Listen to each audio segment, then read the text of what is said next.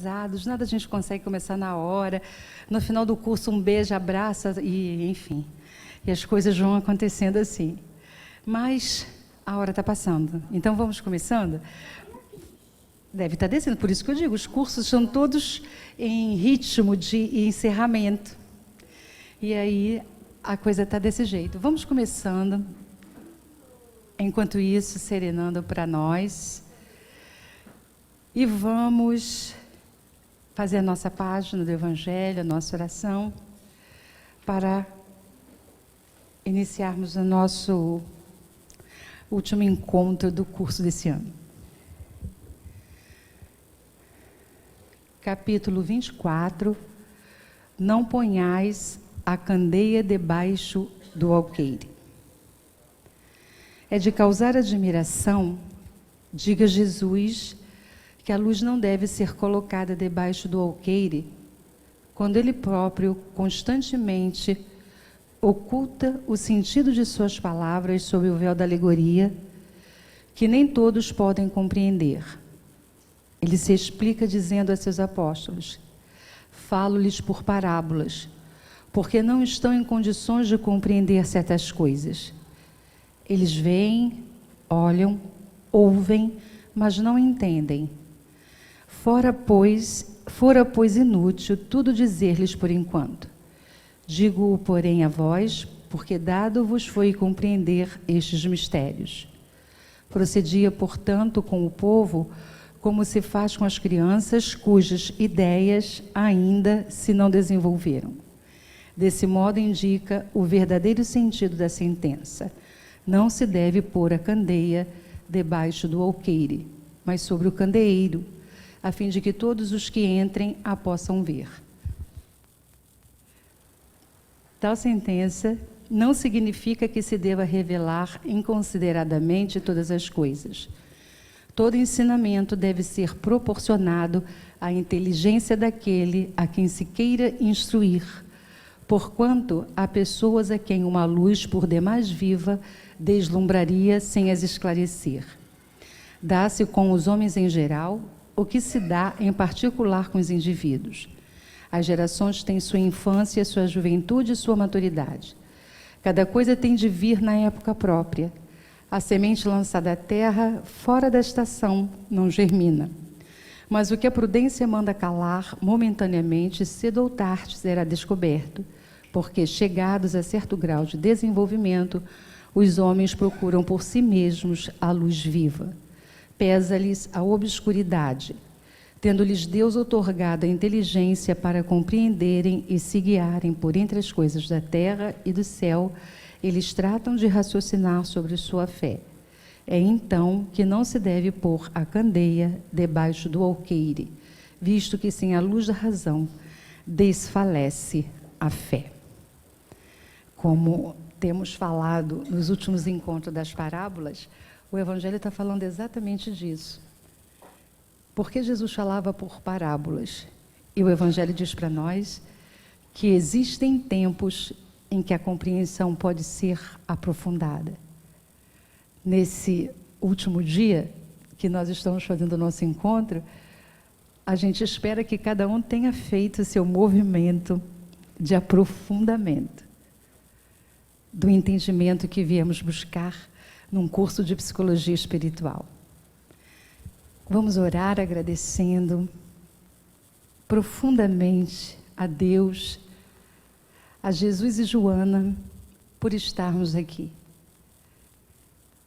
por termos perseverado nesse ciclo, por estarmos concluindo uma etapa que a gente deseja, que a gente quer, que tenha sido do mais profundo aproveitamento, para que possamos cada vez mais prosseguir nessa busca que traz ao nosso ser a plenitude que tanto estamos buscando. Graças a Deus. Vamos falar.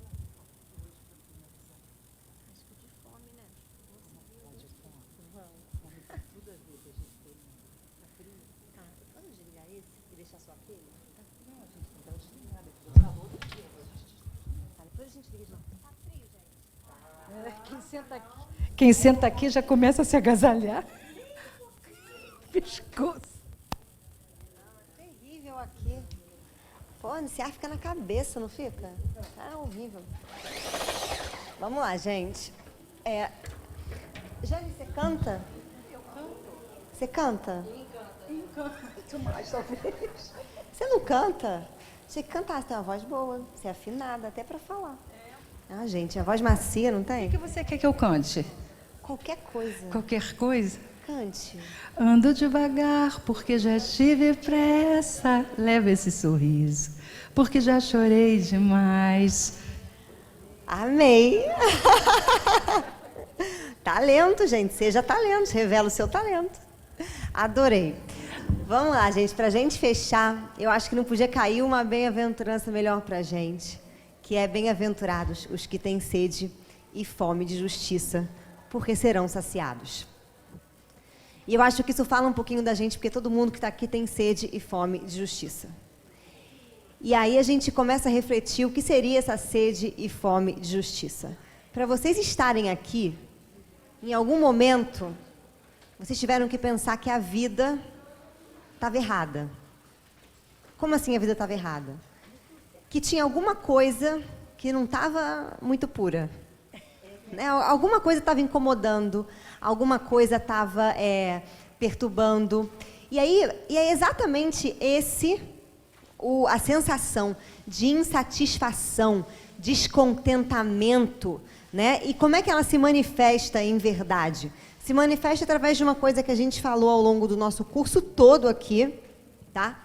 E que eu não sei se vocês perceberam, mas essa insatisfação, esse descontentamento, ele se manifesta na gente através de uma ira. Só isso.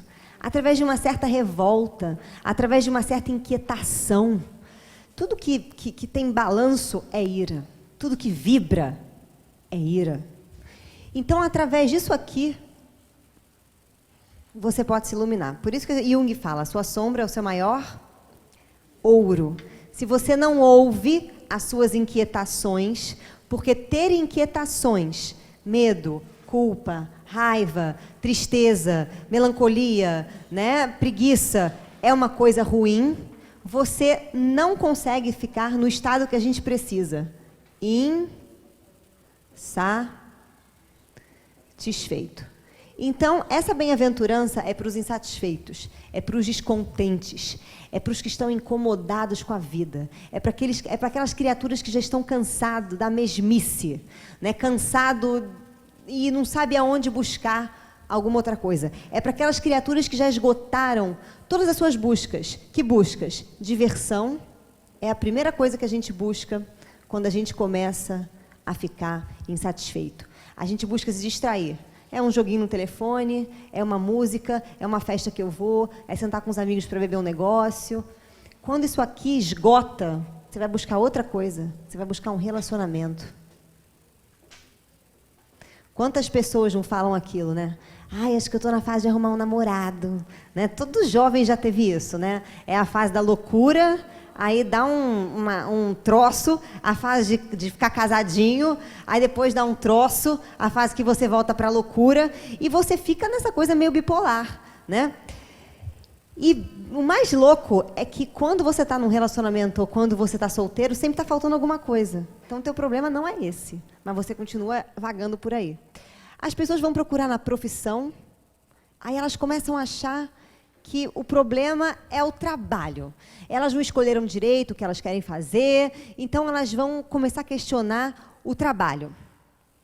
Quando elas percebem que não há diversão, não há relacionamento que resolva, não há trabalho que tranquilize, elas vão buscar a religião.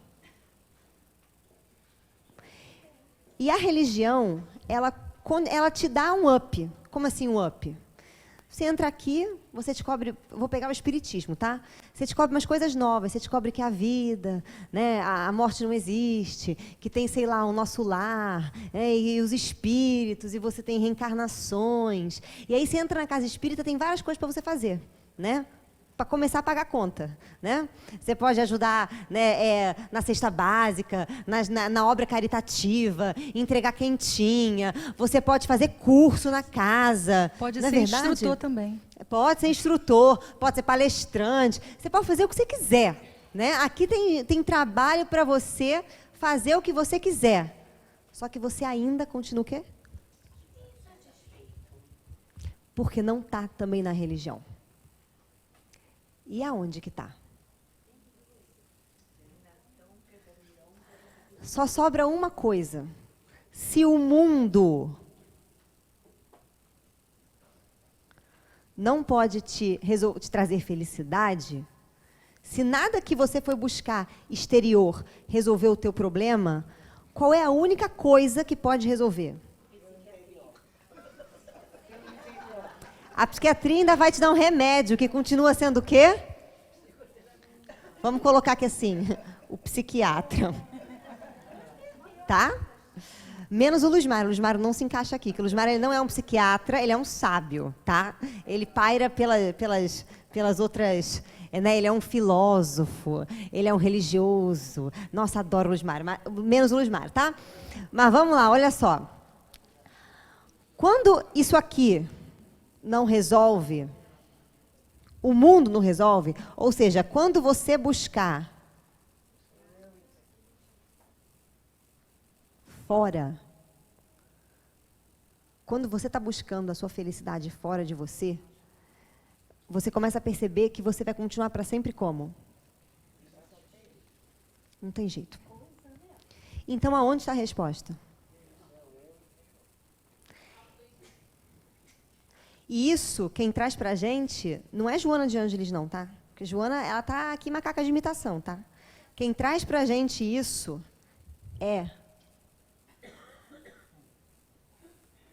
Apolo, tá? Vou pegar aqui a mitologia grega, mas existem várias outras. Mas Apolo, que já disse que o caminho é o...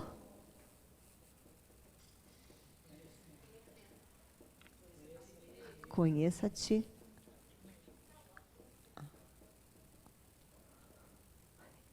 Então, o caminho está onde? Em você. Aí você não tem como fugir. Porque é você com você mesmo.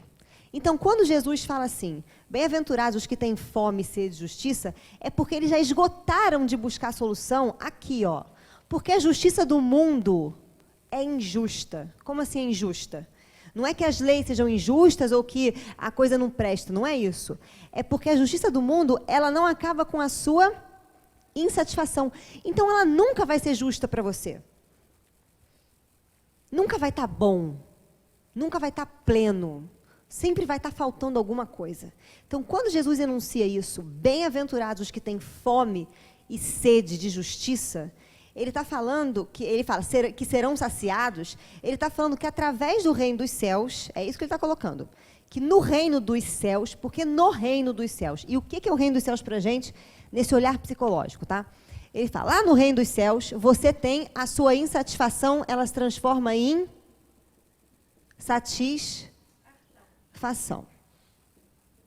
Só que esse reino dos céus, ele já existe, ele está dentro de você. É você que não conhece, é você que não se apondera dele, é você que tem coisas na sua cabeça que guiam vocês. Vocês lembram da nossa última aula? Não, né? Ótimo. Vocês lembram que eu falei, que eu perguntei assim para vocês, como é que vocês sabem que vocês se chamam o nome que vocês têm? Porque o outro diz que você tem esse nome, certo? Como é que você aprende que aquela coisa que você sente quando você quer esfolar a cara do seu irmão no asfalto, que ele quebrou o teu brinquedo, que aquele troço se chama raiva? Quem te contou? Como é que você aprende que você tem que andar de roupa?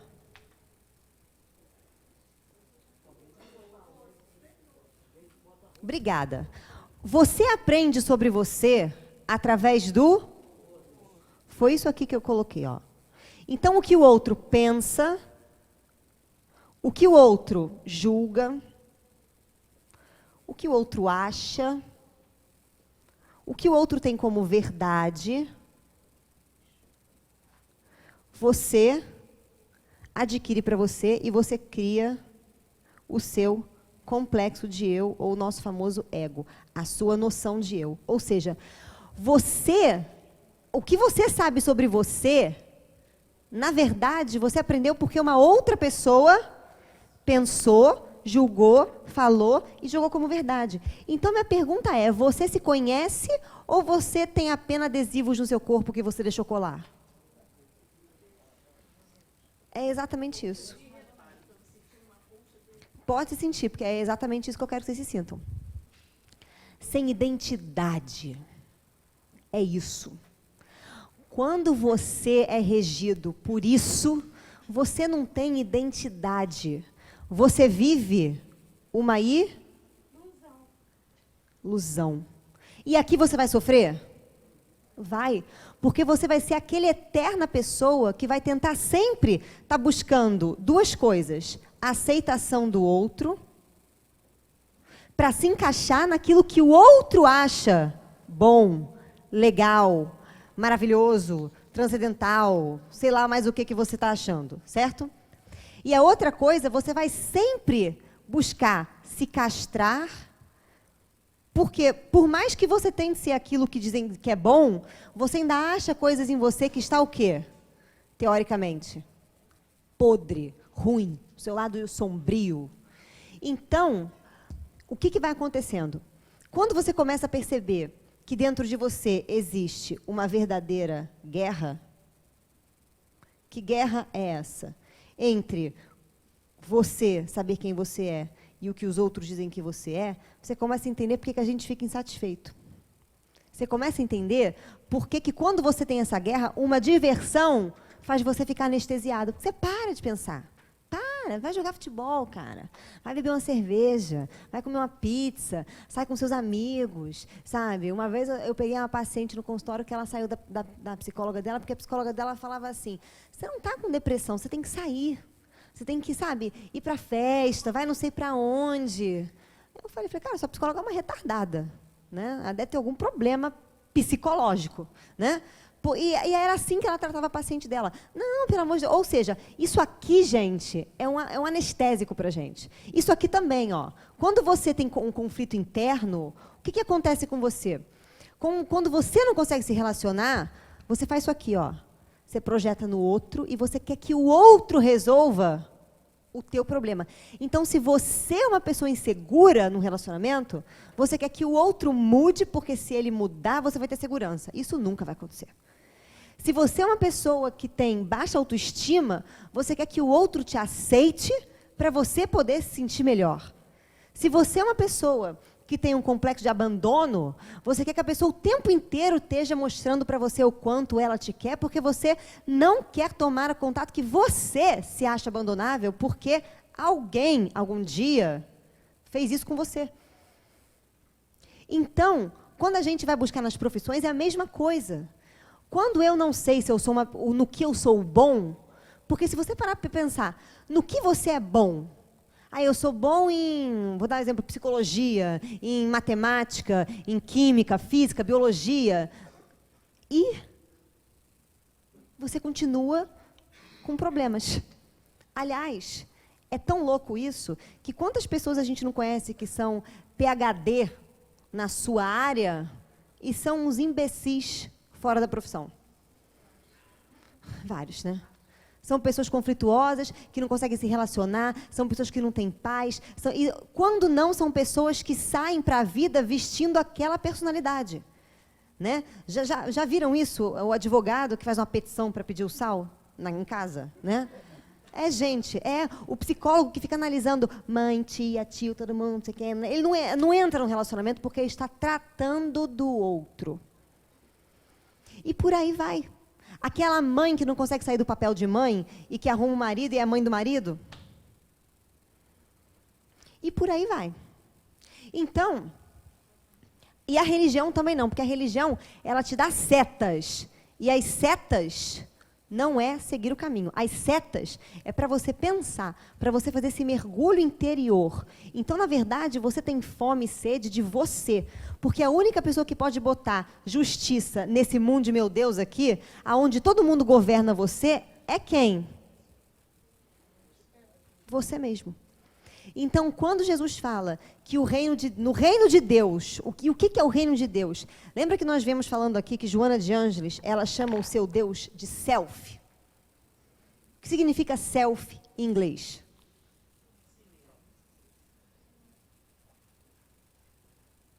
Então, ela diz para você que o Deus que mora em você é quem? Então, aqui, quando você compreende isso, você começa a compreender que não é uma questão de fazer, é uma questão de ser. Você começa a compreender também que não tem certo e errado, porque se você é Deus de si mesmo, o que tem? Qual é o parâmetro que você vai usar para saber se você está fazendo uma coisa certa ou se você está fazendo uma coisa errada? Dá até um medo, né, gente? O padrão é você mesmo, mas eu tenho que saber o que dentro desse padrão. Vai, Márcia. A intenção. A intenção. E o que é a intenção?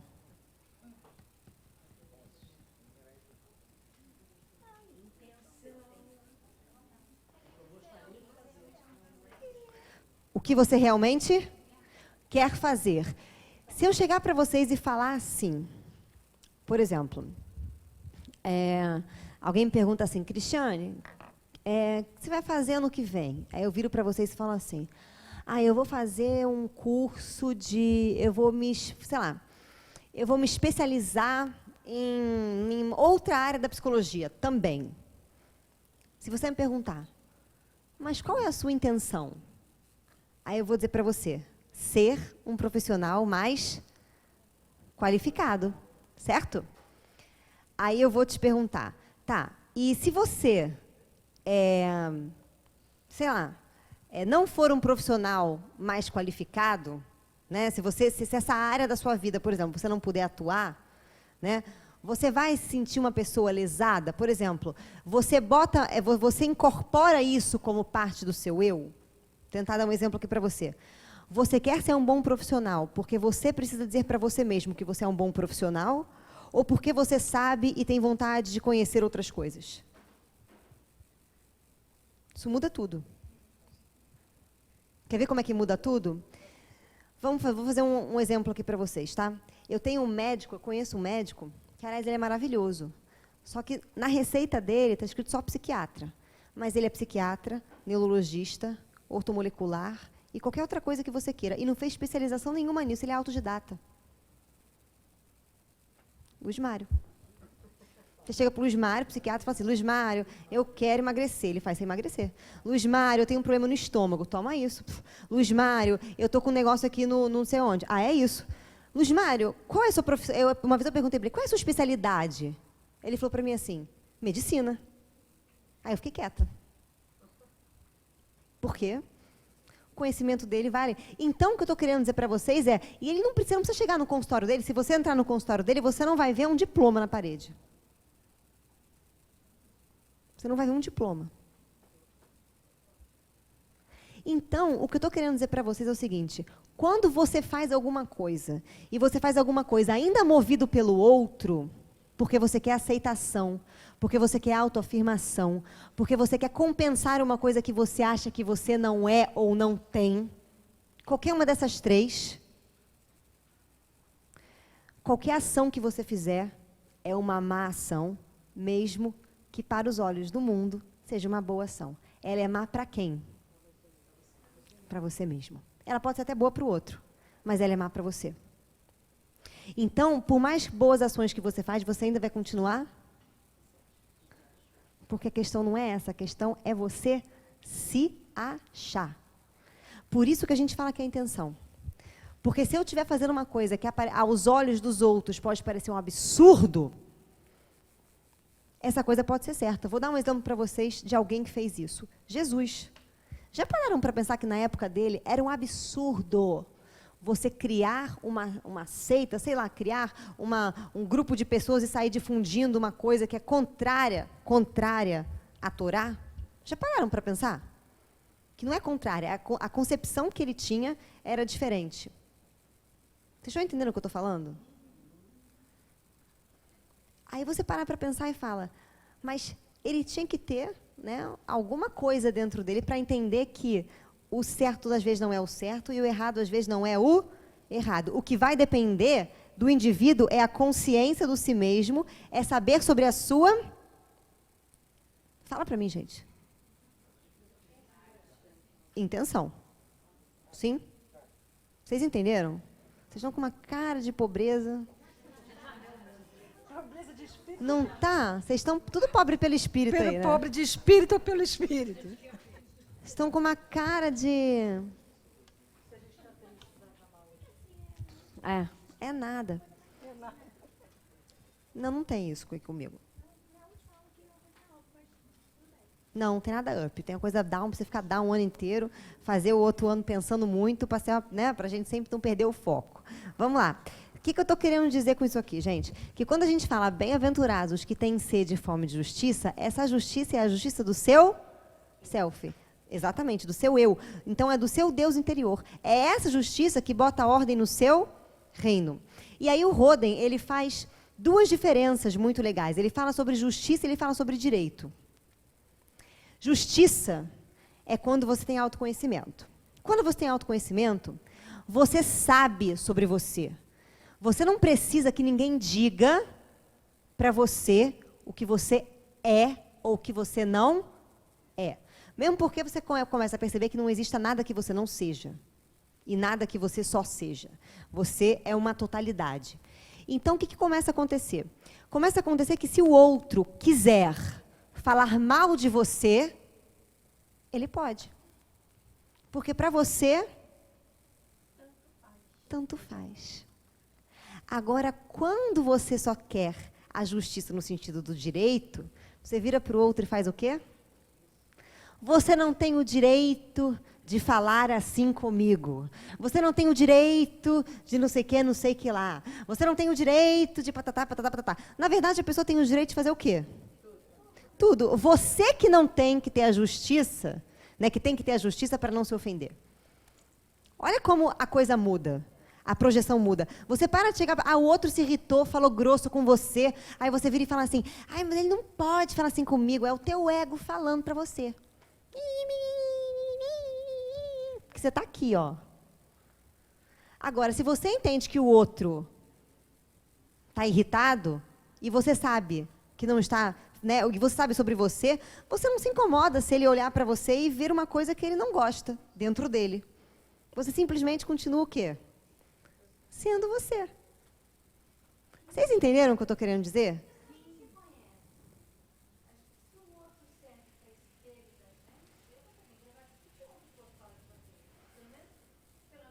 Se te afeta. É isso que eu estou falando. Eu estou falando de afetar. Se o outro vira para mim e fala assim, Cristiane, você é isso, sei lá, você fez uma atitude assim. Se eu souber da minha intenção, eu olho para o outro e falo, não.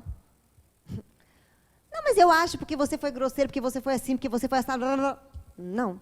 Se a sua intenção for do eu, se a sua intenção não for do...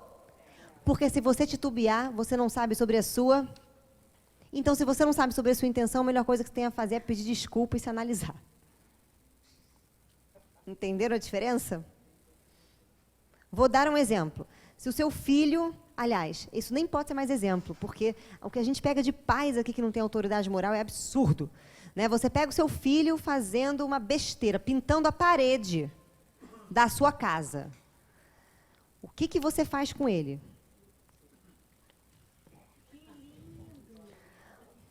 Oi?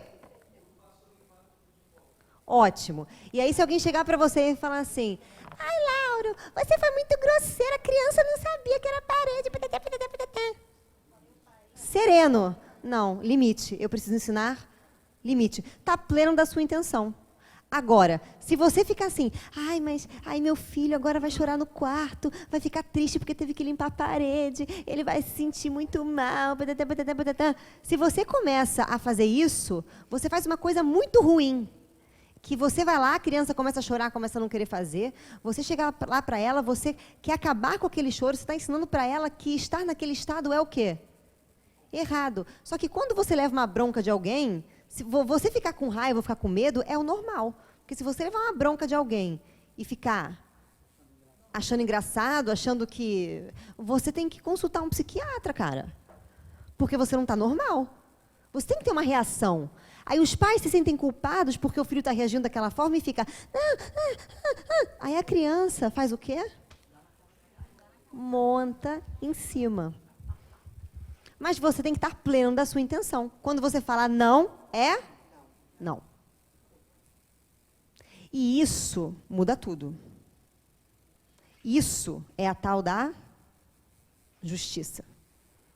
E aí você começa a perceber que, por isso que Jesus falou assim, não julgueis para não ser julgados. Porque se você julga alguém pela atitude dela, você está sendo ignorante. Por quê? Porque você não sabe se na atitude dela tem ego. Se tiver, ok. Mas se não tiver, você está sendo preconceituoso. Nada. Eu achei que você fosse vir aqui falar alguma coisa. Nelson, não dá. Um homem do tamanho do Nelson, desse tamanho, vem andando na... Não, mas não é tamanho assim, é tamanho alto. É estatura. É estatura, é altura. Está mesmo. Não, tamanho de estatura, Está tá vendo? mesmo emagrecendo. Vem andando pela passarela, a gente fala, vai falar alguma coisa, né? Nada. Então, vamos lá. Então, quando Jesus cita pra gente a fome e a sede, é isso. Agora, vamos fazer um outro pensamento simbólico. Já que a gente está aqui na turma de psicologia, a gente pode surtar um pouco. Vamos lá. Do que você tem fome? É de conhecimento. Você sabia que quando você está em conflito por alguma questão, uma das áreas que vai acionar no seu cérebro é a área da fome? Por que Jesus, na última ceia, ele pegou... Mas é verdade. Se você quiser ver um padrão, a gente tem um padrão. Quer ver? Vou dar um exemplo aqui para você. Né? As criaturas que são obesas, que têm problema de obesidade, se você começar a estudar a psique dela, você vai descobrir que o maior problema dela é a família. E ela leva essa família para tudo quanto é lugar que ela vai. Ela não consegue se desidentificar, não consegue fazer isso aqui, ó. Não, pera, eu sou eu. Não, pera, ela vai levando, e ela vai indo, e ela vai indo. E é isso, gente, e a gente vai carregando. E às vezes a gente tem dificuldade porque a gente endeusa mãe, endeusa pai, ou melhor, porque a gente não descobriu ainda que existe uma mãe psíquica, um pai psíquico, um irmão psíquico, um avô psíquico, uma tia psíquica, que são completamente diferentes das pessoas que estão aqui. Ué, quantas vezes eu não atendo familiares, né, pessoas da mesma família, aí você pergunta, aí vem um falando, não, porque mãe e filho, né, vem a mãe trazer o filho, aí o filho começa a falar da mãe, não, que minha mãe persegue, minha mãe não sei o quê, minha mãe me culpa o tempo inteiro, minha mãe não sei o quê, nananana. Aí vem a mãe. Eu acho que meu filho, ele precisa botar para fora as coisas dele, entendeu? Parece que ele está castrado, parece que ele está preso, parece que ele não é ele, parece que ele não está feliz. A mãe não está perseguindo. E aí, se você perguntar para aquela mãe o que você acha do seu filho, ela vai dizer uma coisa. E se você perguntar para aquele filho o que você pensa que a sua mãe acha de você, ela vai dizer outra. Parece que é outra pessoa. Mas essa pessoinha que você pensa, que acha alguma coisa de você, está aqui dentro de você e está guiando a tua vida, porque você não se percebe, muitas vezes, se olhando com os óculos do outro. Então, você tem fome. Por quê? Porque o seu espírito tem fome de quê? De liberdade, de evolução. Tem sede de organização. Aí você come. Foi, gente? Por que Jesus, na última ceia, Jesus fez uma parábola, né, a gente brinca, teatrizada. Né? Na última ceia, ele pegou o pão e falou, eis aqui o meu corpo. E eis aqui o meu sangue, o vinho, bebam. E isso, simbolicamente, simboliza o que para a gente? O que é o corpo? O que é o seu corpo?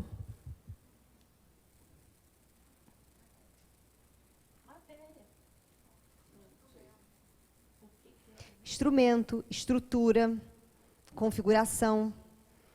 É a tua estrutura. Sim? E o que é o teu sangue? Vida, energia. Quando Jesus fala, eis aqui o meu corpo e eis aqui o meu sangue, ele não está falando que você está bebendo o sangue dele e comendo um pedaço do braço dele. Né? Ele está falando para você que deixo aqui, comam o meu corpo, comam a minha estrutura, comam o meu saber, comam a minha lei, comam a minha ética, comam a minha moral e bebam da minha energia. E a minha energia é o que move essa lei e essa moral. É a fé. E a fé é a certeza na incerteza. A fé não é você acreditar em alguma coisa, é você saber. Você tem fé que você se chama o nome que você tem? Ou você de vez em quando tem dúvida? Ah, não sei. É que tem gente, né, gente, que pode estar em dúvida. Mas você sabe. Então você não fica... Se alguém perguntar para você, mas você tem fé no seu nome? Você fala assim, não, eu sei.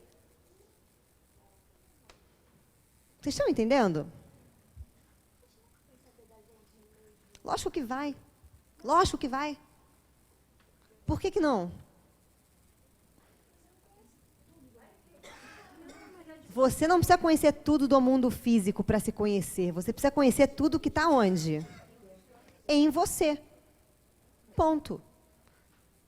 Se você conhece tudo que está... Se você conhece, por exemplo, um padrão de mente... Vou dar um exemplo aqui para vocês. Olha só.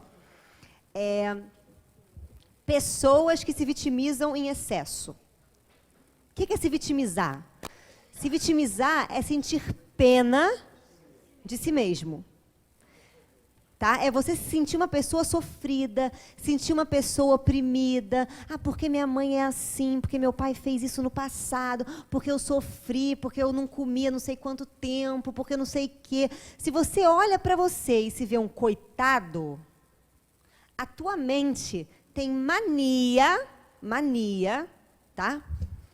De fazer sempre do outro um mecanismo para acabar com a sua dor. Se você sabe disso e você já conseguiu perceber esse padrão em você, a primeira coisa que você tem a fazer é, estou num relacionamento com o outro me incomodou de alguma coisa? De quem é a culpa? Minha. Eu paro de tentar, eu começo a entender que eu não sei o que é, que está me incomodando nela, mas eu já sei o caminho para eu poder descobrir. Isso muda tudo. Se eu sou uma pessoa que eu me defendo muito, que eu sou uma pessoa que eu coloco couraças, né? Eu vou para o outro, eu faço, sei lá, sabe aquela pessoa que ela é cínica, tem um humor cínico, sarcástico? Ela é assim. Ela não pode, você não pode desvelá-la, porque ela se bota numa couraça e ela tem relacionamentos superficiais aqui, ó, assim, ó. Não vem muito profundo que a coisa piora. Ela tem medo de ser rejeitada. Então, como ela tem medo de ser rejeitada, ela já vai para o relacionamento assim. Se ela sabe que ela vai assim, ela tem que ter uma postura psíquica interna para não fazer isso. Como? Eu tenho que começar a não ter medo de mostrar quem eu sou. Eu tenho que conseguir, por exemplo, pedir desculpas. Ou chegar para um outro e falar assim, olha só, eu não gostei disso que você fez, eu sei que a questão é minha, eu tenho problemas, tá? Mas eu estou falando isso para você me dar um tempo para eu pensar. Isso é um relacionamento verdadeiro. E não assim... Cara, isso não vai dar lugar nenhum. Só que, então, se você pode detectar como é que funciona a sua cabeça. Só que isso exige de você uma autoavaliação. E é a partir daí que você vai descobrindo suas coisas. E a partir daí você vai ficando no seu centro. O que é o seu centro? Você vai adquirindo uma certa paz. Porque, na verdade, você descobre que o controle que você tentou exercer na vida o tempo inteiro aqui, ele estava onde? Aqui. O tempo todo. E esse é o único controle que você pode exercer. Você quer falar, Jane? Não, é que, na verdade, esse equívoco tem a ver exatamente com essa ilusão do controle. A gente, num nível, acha que tem controle sobre tudo. E, na verdade, a gente não tem controle sobre nada. E o que é pior, a gente quer controlar o que está fora da gente.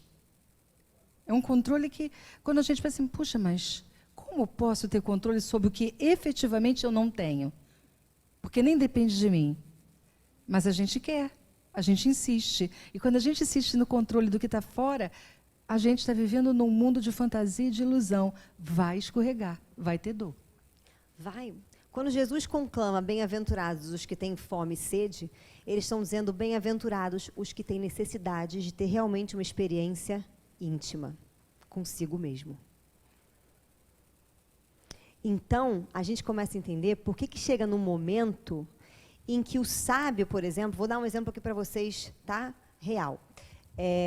Yogananda. Yogananda, ele foi, né, um yogi, um dos caras que a gente conhece que são mais verticalizados, né, uma pessoa extremamente iluminada.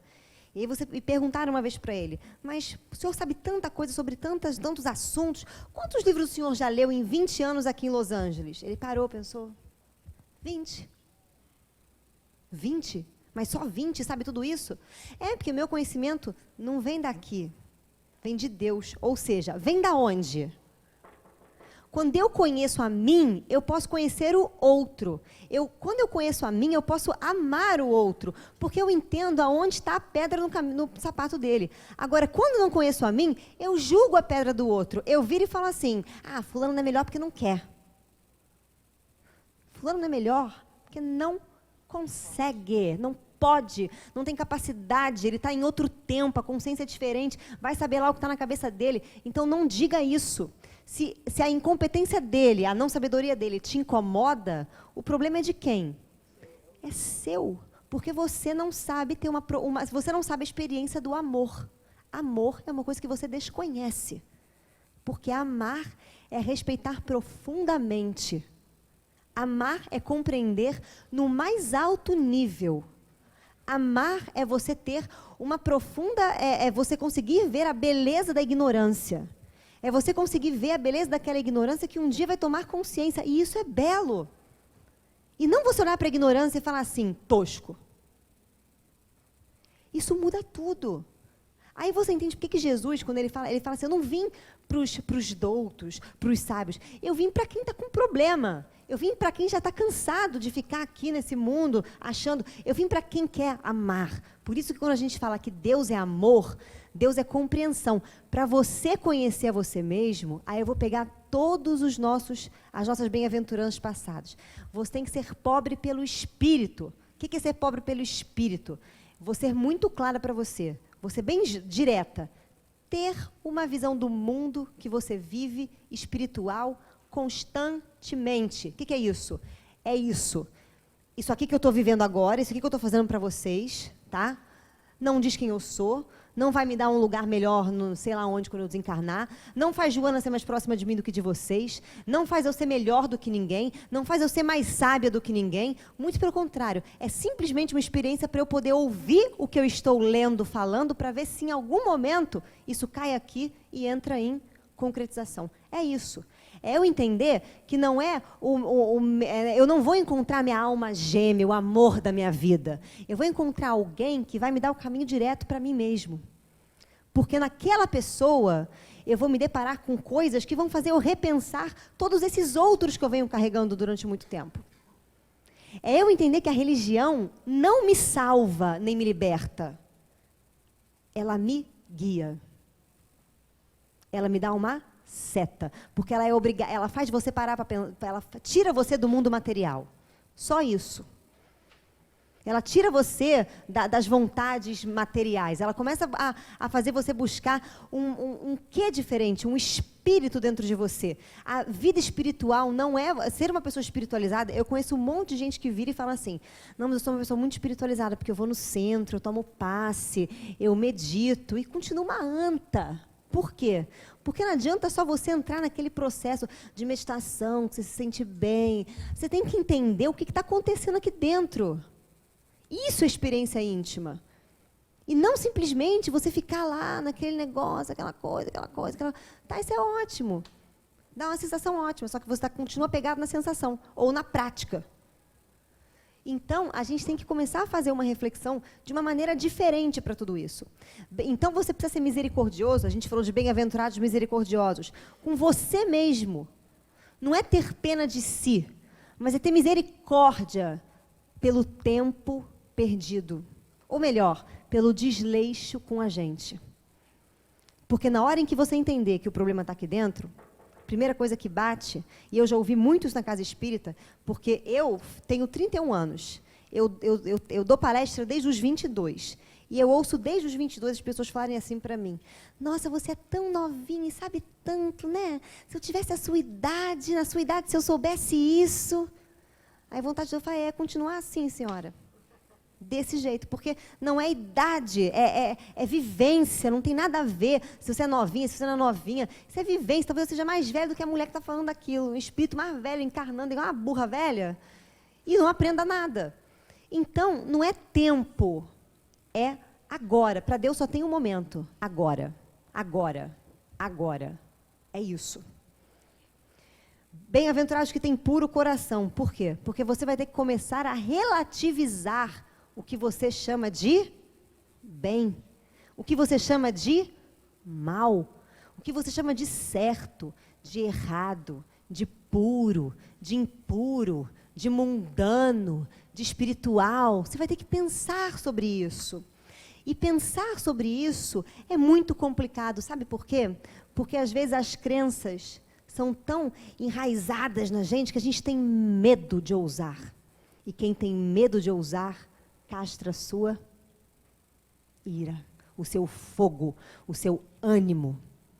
E se você castra isso, acabou. Então isso é necessário, porque a gente precisa sentir, a gente precisa estar vivo, estar incomodado para olhar para dentro. Por isso que a dor e o amor é uma moeda só, que tem duas faces. Uma é a dor e a outra é o amor. Quando você compreende profundamente, você compreende a tal ponto de se compadecer com o outro. Compaixão é sentir a dor do outro, mas com profundo amor e entendimento. E quando você está em dor, você consegue sentir um profundo amor por saber que é um momento de iluminação interior, que é isso que é a vida. Então, você ama na dor. Agora a gente entende por que os santos, a imagem dos santos, dos homens santos, sempre foi muito, né, paradoxal. Como pode Francisco de Assis se molar? Como pode, né, Jesus, com aquele poder todo, se deixar ser crucificado? Como pode alguém fazer um voto de pobreza, sendo rico? Como pode você largar tudo e ir buscar uma experiência interna? Então, só para a gente encerrar.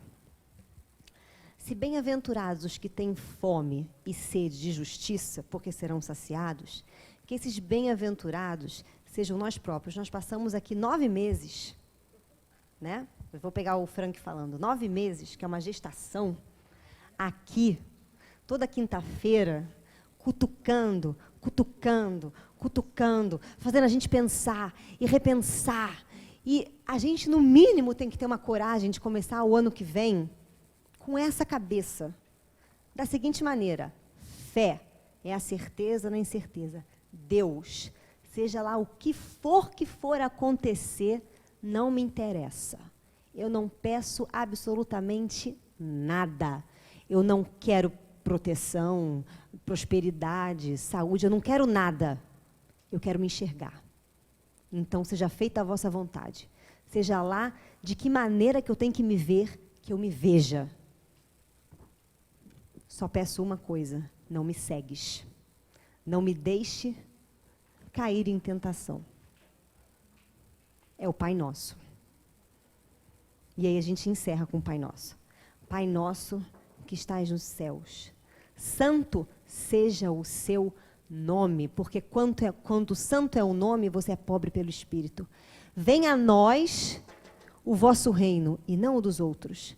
E seja feita a sua vontade, assim na terra, nas coisas que acontecem comigo, como no céu, dentro de mim. O pão nosso, o conhecimento nosso de cada dia, nos dai hoje.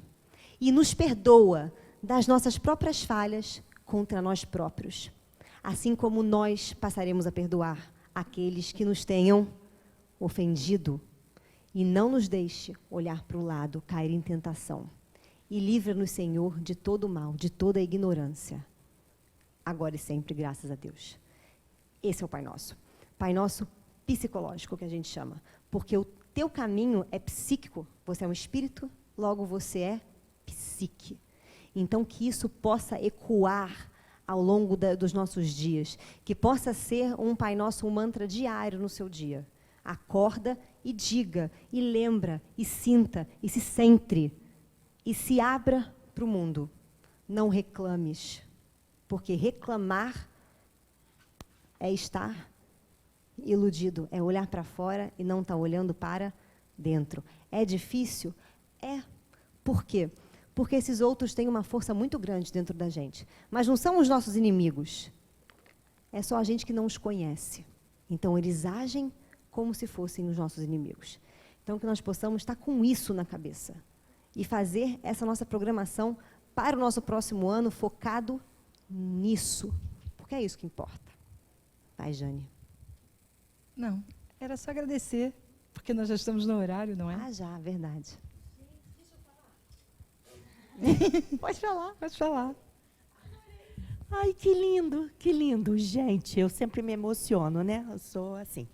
Então, é lindo esse fechamento que você fez, essa análise do Pai Nosso, essa profundidade toda, né?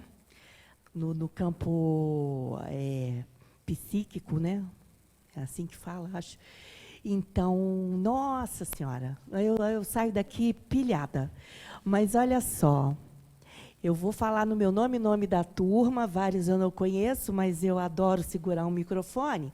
Então, aproveito essa oportunidade de agradecer demais a vocês duas por esse trabalho que vocês fazem aqui com a gente, né? Que vocês oferecem aqui para a gente.